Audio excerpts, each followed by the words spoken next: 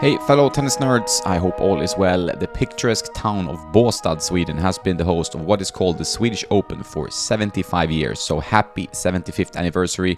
I've been a tennis nerd for a long time, but this was the first time I visited the event that has been voted as Tournament of the Year for 11 consecutive years by the players on the ATP Tour between 2002 and 2012. I've been to a decent bunch of ATP tournaments of different levels, a couple of Grand Slams as well over my life as a tennis nerd, but I was really impressed by the organization and the location, and I can see why ATP pros like this event.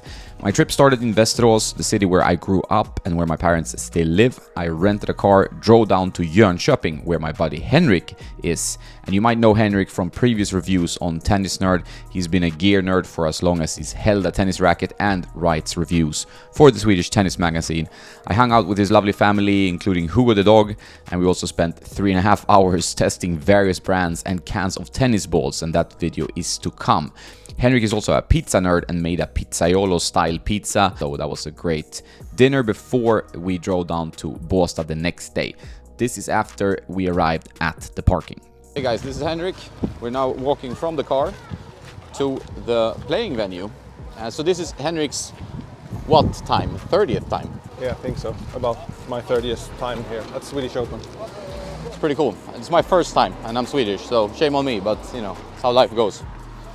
Yesterday we played 3.5 hours of tennis, so we are technically a little bit sore. But today we are mainly watching. Maybe we'll play some, and later on we'll see what happens. Maybe, you never know. So what's so special about this event, Henrik? Like there are two ATP events in Sweden. The Stockholm Open that's played in October. It's indoors and it's cool weather. Yep. Here it's summer. Normally it's pretty good weather. Today it's pretty windy, but still 22, 23 degrees. Yeah. People are on holiday. It's like a holiday vibe. Very small town, but close to the beach, to the ocean. And as you will see, it's very relaxed atmosphere. Yeah, like a holiday vibe. So people tend to enjoy. It's often a pretty good crowd. Especially on the qualifying, it's free entrance and it's jam-packed. So the field this year is very strong. You know, you have Zverev, you have Musetti, you have Ruud is playing. It's full of strong players this year. There are some Swedes in the main draw. Dragos Mardaras is playing. Yeah, I'm actually going to hand him a racket, which I forgot in the car, but I'll get it tomorrow. But yeah, he's playing and he's won like 10 futures, so he's a very strong player. But obviously this is a higher level, so we'll see. And then we have a Swedish meeting, Leo Borg against Elias Ymer. Leo Borg is a son of Björn Borg. How good will this guy be? I mean, there are different takes on this. Some people think he's a bit overhyped, but he's also made some strides in recent times. Do you think he has a chance of being top 100, or is it? Yeah, I think so. He's a very nice guy, very down to earth. Work out really hard, good. Yeah, he seems to love tennis. Like he's not like from his father pressure or anything. It's more like that he loves tennis himself. Yeah, he really loves to play, and I think he can be top 100 actually. He has good strokes, moves well, pretty athletic. Yeah, why not? I think he can. He will be a late bloomer though. It will take some years, but I think he can actually reach top 100. So it will be very interesting to see him. Yeah, because like some players have to check. Are like Alcaraz, and you break out and you're like a star from your 16, you know, and then some players will take longer. They might when they're 26. Stuff like that. 20 now. 20. So he's about the same age as Alcaraz. So obviously, you know, it will take some more time for some players. Tennis is difficult to break through. You know, winning junior tournaments and winning like a future is different. When winning a challenger is a huge step. Yeah. And then winning an ATP 250. Some players, like Beneteau, for example, he was in 10 finals, never won one. So you might be. It's not easy to win an ATP 250. That's a tough one. Leo has won a couple of 25k futures, which is very good. Yeah, it's a very good sign. It's a good level. So so here is the backside of court number 1. It's a hotel as well. Yeah. So most of the players live in here. Yeah, so they're really close to the grounds, right? Yeah, and in there is court number 1. It's a very nice court. You get very close to the action. Here I think they have ticket sales normally. But today, obviously, qualifying, no tickets No needed. tickets needed. We have press credentials that we need to get, but that's about it. Is this an active club outside this tournament as well, or no? I think those courts are run by the hotel, so it's used during championships, etc. But it's not like a club. Mm-hmm. There is another club in Båstad, and they have like 20 courts outdoor. So.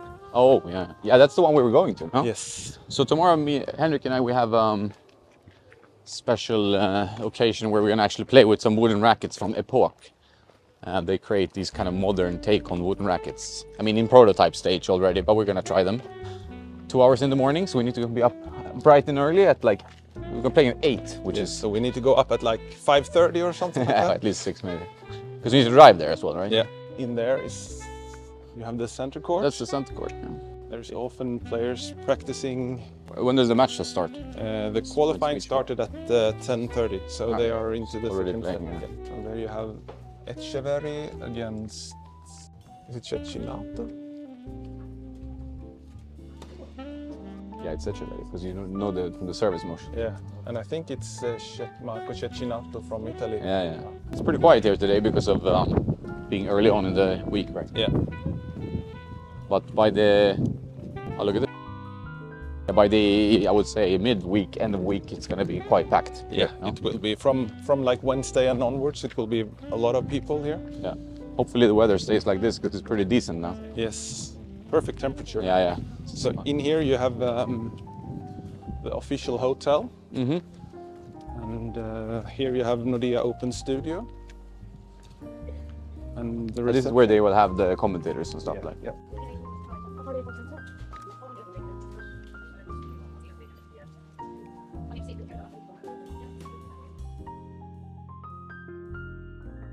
Player restaurant. Yeah, it's very nice. It's a very nice hotel actually. Huh? Yeah.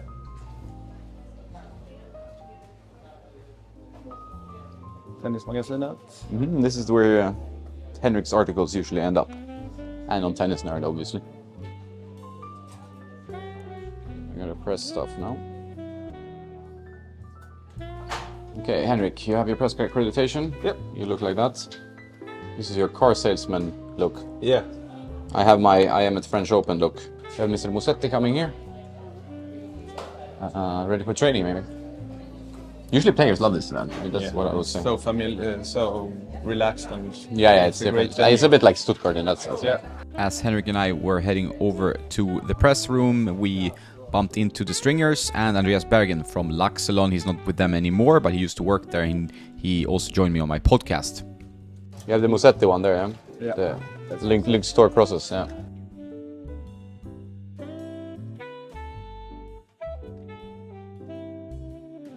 Polytor Pro, yeah, Coco, I think. Yeah, but it's strange because he's playing blades, customized. Okay. He's playing this string. It's a good string. After chatting to the Stringers, Henrik and I, we headed over to the media center, the press room, which was well arranged, good Wi-Fi, you can put your stuff there. You also have cinnamon buns and coffee and water and some soft drinks.